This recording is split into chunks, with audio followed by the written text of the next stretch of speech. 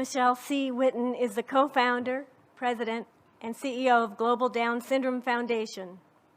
Global is an organization dedicated to improving the lives of people with Down syndrome through research, medical care, education, and advocacy. It was founded after learning how the U.S. government and society had deprived people with Down syndrome of fundamental human rights such as medical care. Michelle has a daughter named Sophia who was born with Down syndrome. Michelle, thank you for being here, and you have the floor. Thank you so much, Lisa. Can everyone hear me? Great, great. And then if we could start the PowerPoint, please, that would be wonderful. That's great. And I wanted to start with some quick thanks. Of course, Lisa, CFAM, Cameroon, the wonderful speakers, and all of you in the room today. Can you hear me, Angus? Yeah, great. Thank you. The happy coincidence being here in the UN. My grandfather on my Chinese side was ambassador to Vatican under 3 popes, and so I feel very international. Also, my mom is an immigrant from Italy, my dad from China, and my husband here today from the UK. So we're like a little mini UN.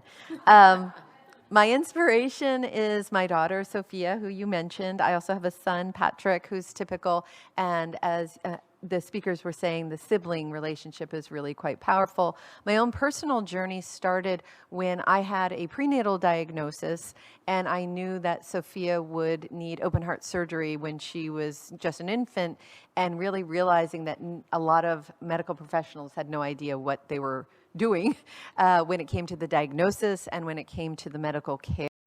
So why is research and medical care so important?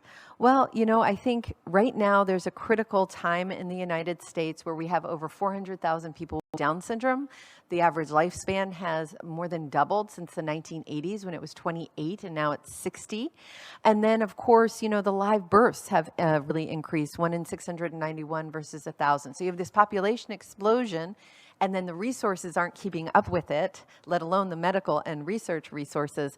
And then you also have this kind of eugenic-y framework, you know, happening around the world, and even in the United States in some places, you know, where, Iceland and Denmark in particular. I think at one point a president of Denmark had called for a Down syndrome-free Denmark by like 2030 or 2050. So it's like really quite concerning.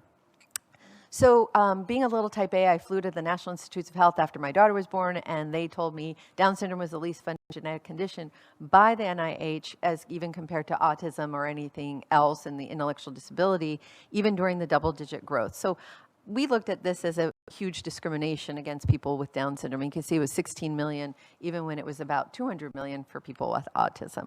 So the reason this is particularly disturbing is because people with Down syndrome have a radically different disease spectrum. That 3rd copy of chromosome 21 instead of 2 actually makes us really highly predisposed to Alzheimer's, autoimmunity, but we're highly protected. It's really rare for a person with Down syndrome to get a solid tumor or to get certain heart attack or stroke. So, of course, we started then the Global Down Syndrome Foundation really focusing on research and medical care, and you can see how far we've come, and it's with people like Senator Daines and across the aisle, right?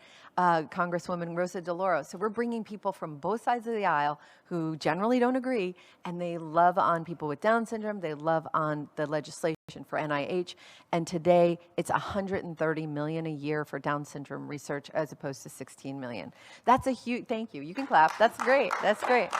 Huge success. So, and NIH, of course, is made up of like organs, you know, like they have 27 institutes for eye, cancer, aging, which includes Alzheimer's. So they're all really all over the place. And so we were in the National Institute of Child Health and Human Development, even though the lifespan increased to 60. So our goal was to take it out, create a trans NIH funding, which we now have.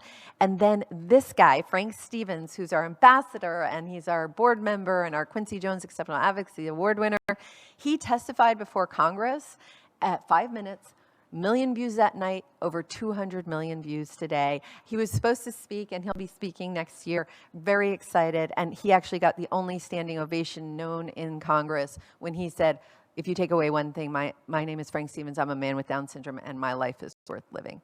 So again, quantitatively, you can see $200 million more for Down syndrome funding in the last 5 years through this Trans NIH project from 11 institutes that had never funded Down syndrome before. And for the first year, I think Alzheimer's might have been, the Institute of Aging might have been about 3 million.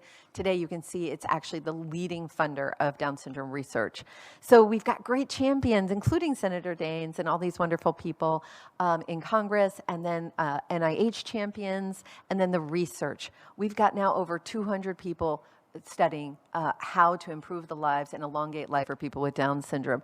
These are, in the last 5 years, 190 publications, 62 awards.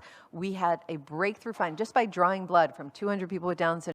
We discovered that Down syndrome is an immune system disorder, and there are drugs that can then bring the immune system back in line that are FDA approved, and this is what it's doing for alopecia areata. This is what it's doing for psoriatic arthritis. This gentleman hadn't walked in 10 years, and his mother was so overjoyed and crying that, you know, this treatment was working. Now, I want to say that this was a small group of people.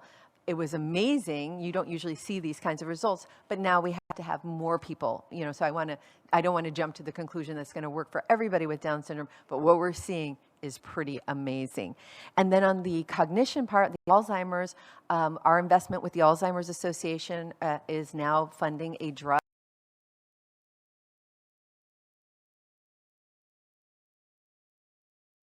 not just sustainability or keeping the Alzheimer's, and we now have a grant for a 5-year trial for people with Down syndrome, same drug.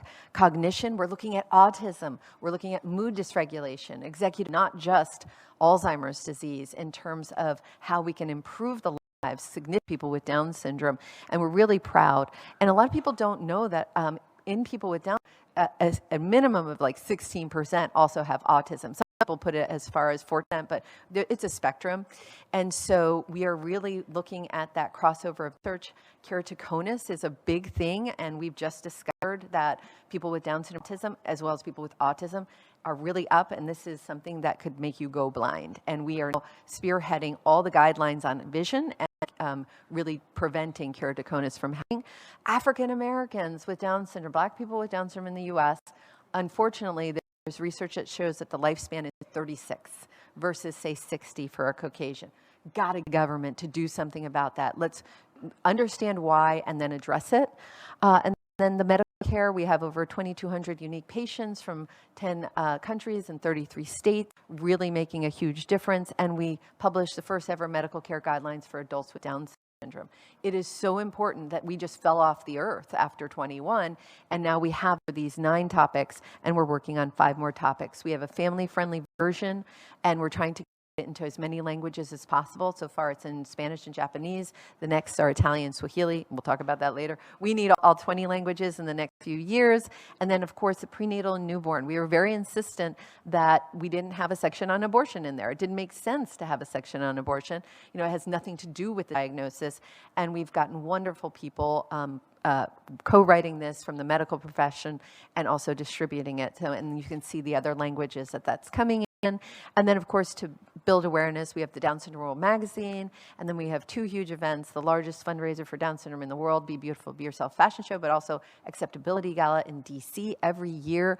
And, you know, we have amazing advocates in Hollywood, in sports, and of course, our self-advocates who are amazing. So wanted to thank everybody here today. Of course, I'm so honored to be on this panel with these amazing speakers.